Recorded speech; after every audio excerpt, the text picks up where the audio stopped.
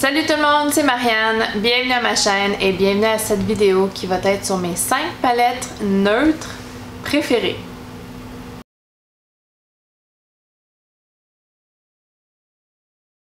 Donc, qu'est-ce qu'une palette neutre? Une palette neutre, qu'est-ce que c'est? Une palette neutre, c'est principalement les couleurs gris, brun, blanc, noir, taupe et toutes les nuances entre ces couleurs-là. C'est des couleurs qui se marient facilement avec toutes les autres couleurs. C'est des couleurs qui vont bien à toutes les couleurs de yeux. C'est des couleurs qui vont bien à tout le monde. C'est des couleurs qui sont bonnes pour toutes les occasions. Alors les neutres, c'est ce que je porte au jour le jour pour aller travailler, pour sortir.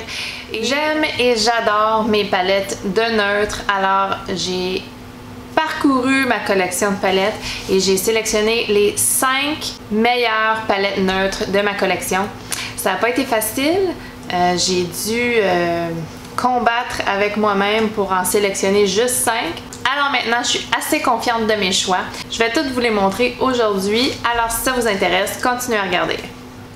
Alors je vais commencer par une pas chère de Colourpop et c'est la Dream Street de Kathleen Lights et Colourpop, la collaboration. Je vais vous la montrer ici. Donc, il n'y a pas de miroir dans cette palette, mais c'est pas quelque chose qui me dérange. Le prix tourne autour de 16 $ et il y a 12 fards à l'intérieur. Donc, ils ne sont pas tous neutres. Il y en a deux. Il y a 2 fards bleus ici. Donc, avec l'exception de ces 2 fards-là, c'est une belle palette de neutres et les fards sont absolument d'une qualité hallucinante pour le prix surtout. Les noms de fards sont écrits à l'endos et il y a vraiment une belle variété pour tous les jours. Un petit peu plus foncé, plus pâle. Les fards irisés sont super métallisés, sont super faciles à travailler, ils sont doux, ils font pas de chute. Les fards mat sont aussi très doux, très belle qualité. J'adore cette palette là, c'est une très belle palette de neutres. Je vais vous faire quelques swatchs de mes fards préférés. Quelques swatchs ici de mes fards préférés de la palette. Ils sont tous très très beaux, très très faciles à travailler. Vraiment pas cher. Super belle palette. La prochaine palette, c'est de Juvia's Place. C'est la palette Warrior.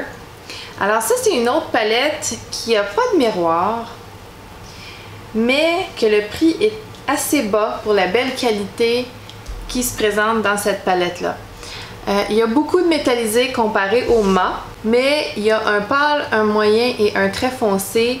C'est tout ce qu'on a de besoin pour les looks qui peuvent se faire avec cette palette-là. Et les métallisés sont d'une beauté, mais d'une beauté exceptionnelle.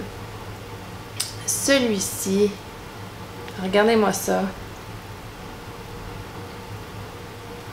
Et celui-ci, celui-ci. Alors la force de Juvia's Place, c'est les métallisés. Les mats sont très très bons aussi, mais vraiment là, les métallisés sont superbes. La palette est vraiment pas chère, mais j'adore cette palette-là. Elle est vraiment vraiment belle. Puis regardez le packaging, comment il est beau. Regardez-moi ça. L'art dessus. C'est beau. Ah! La prochaine palette, c'est en fait 2 palettes parce que j'avais vraiment de la misère à choisir entre les deux. Au départ, j'ai vraiment un gros coup de cœur pour la Sultry de Anastasia Beverly Hills. Mais je constate qu'au Canada, elle est plus disponible chez Sephora Canada. Mais on peut l'avoir encore sur le site internet d'Anastasia Beverly Hills, sur le site internet Beauty Bay et sur Cult Beauty. Donc, vu que c'est une édition limitée, j'étais un petit peu tiraillée entre la Sultry et la Soft Glam. Entre la Sultry et la Soft Glam, mon cœur bat un petit peu plus fort pour la Sultry, qui est superbe, une belle palette de neutres. un petit peu ton froid, mais la Soft Glam aussi a une belle place dans mon cœur, un petit peu plus à ton chaud. Ce n'est pas une édition limitée, donc accessible à tout le monde. Les fards sont superbes, poudreux, mais superbes, faciles à travailler, plus chers que les deux autres que je vous ai montrés. Mais quand même, écoute, Rose Pink, superbe. Et Sultry, superbe. Rose Pink et Sultry, oh, deux super beaux lumineux. Super. Oh. La prochaine palette, c'est une grosse palette. Ma préférence, c'est pas les grosses palettes, mais j'avoue que pour celle-là, c'est quand même une exception. Donc, c'est la palette Jaclyn Hill et Morphe, l'original. Pas de miroir. Et bien sûr, il y a quelques fards colorés ici, mais la plupart de la palette, c'est des neutres. Et c'est des neutres absolument fantastiques. Une superbe qualité. Le choix est quand même grand, très très grand. Rien à voir avec la collection qui est sortie après, avec les petites palettes dans son coffret. Ça, c'est absolument facile à travailler, crémeux, estompable, superbe. Vraiment.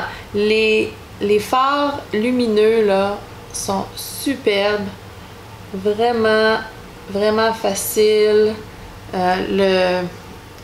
La formule est vraiment, vraiment belle. Je comprends pas comment ça se fait que la formule aurait changé, mais peu importe, c'est pas le débat d'aujourd'hui. Mais ça, c'est deux des fards. Il y a beaucoup, beaucoup de beauté dans les couleurs, dans cette palette-là. C'est une de mes préférées, malgré le fait qu'elle soit énorme, qu'elle prend énormément de place. Super, super belle palette de neutres. La dernière palette, c'est la Soft and Sultry de Milani. Alors, celle-ci, elle a un beau miroir à l'intérieur. C'est une palette à ton froid. Il y a un beau mélange de mat et de irisé dans cette palette-ci. Et c'est juste une super belle formule pour un très très bon prix. Vraiment, c'est surprenant la qualité. Et puis, ici aussi, les lumineux, là, fantastiques. Les mats aussi. C'est vraiment, vraiment une très très belle palette. En bas ici. Arc. Oh, wow! Si j'avais à choisir une parmi ces 5-là, j'aurais vraiment de la misère. Voire que ce soit impossible de choisir. Je les aime tous les 5. C'est vraiment, vraiment des palettes exceptionnelles de neutres. Ils sont pas tous chers. Pas obligé de payer les yeux de la tête pour avoir une belle palette. Je vais me permettre une mention spéciale. Et la seule raison qu'elle n'est pas dans le top 5, elle aurait débarqué une des autres palettes, c'est qu'elle n'est pas disponible.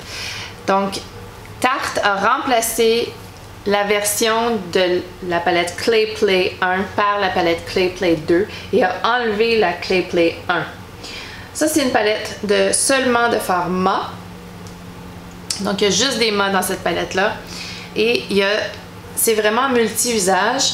C'est pour le visage, pour les yeux, pour les sourcils. Et la formule qui est dans cette palette est vraiment superbe. Les couleurs sont belles, tout s'estompe super bien. Elle sent bon. C'est vraiment... Je comprends pas pourquoi ils l'ont discontinué. Ils l'ont remplacé par l'autre version, parce que l'autre version, le highlighter est plein de paillettes. J'aime pas ça. Les fards sont différents. La formule, il y a des fards irisés par contre qui peut plaire à la plupart des gens. Mais le seul bénéfice que je voyais, c'était d'avoir le blush. Et puis le blush a pris la place de la poudre sculptante ici qui est superbe. Je ne comprends pas. Pour moi, c'était une grande déception quand ils ont discontinué cette palette-là.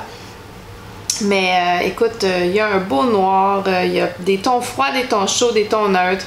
Vraiment une superbe palette, super crémeuse. La formule est fantastique, facile à travailler.